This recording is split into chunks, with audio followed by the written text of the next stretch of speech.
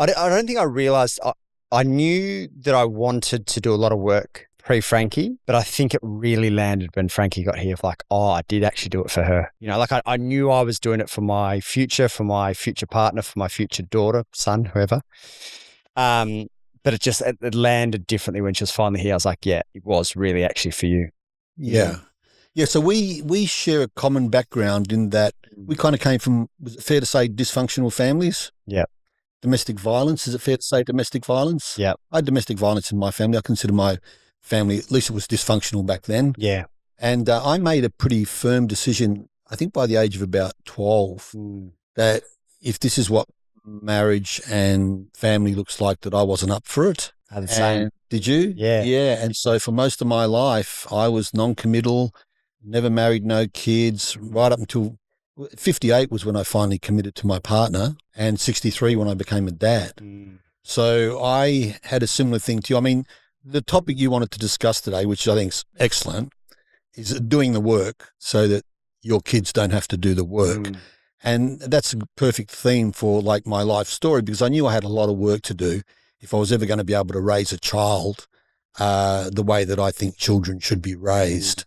And so that's what we're going to discuss today, like doing the work so our kids don't have to do the work. So we both came from dysfunctional families with domestic violence, and we both knew that we didn't want to become parents, at least at early parts of our life. Yeah.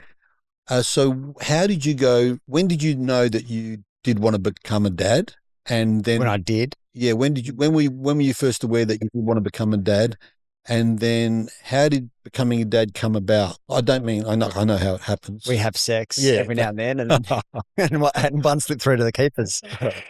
I think I've always kind of known that I wanted to be a dad, but there's a whole bunch of circumstances that made me not that interested in it. Obviously misaligned partners, which you don't, I don't know how you feel, but you kind of know when you're in it, but you kind of don't when you're in other relationships. Also just feeling like the general narrative around parenting wasn't that positive. And even pre-Frankie, we still found, even though we're obviously tied in very similar circles, and around a lot of conscious parents and a lot of people that have done the work, we still found that the general narrative wasn't that positive. So Shani and I both wanted to have kids, but also there was just this tiny background noise of like parenting isn't enjoyable. And when, for the last 5 years, I've lived the best 5 years of my life, Shani's obviously played a massive part in that. There's just that little part in you that's like, oh, this is a step backwards in terms of we're living this amazing life and parenting life isn't that good.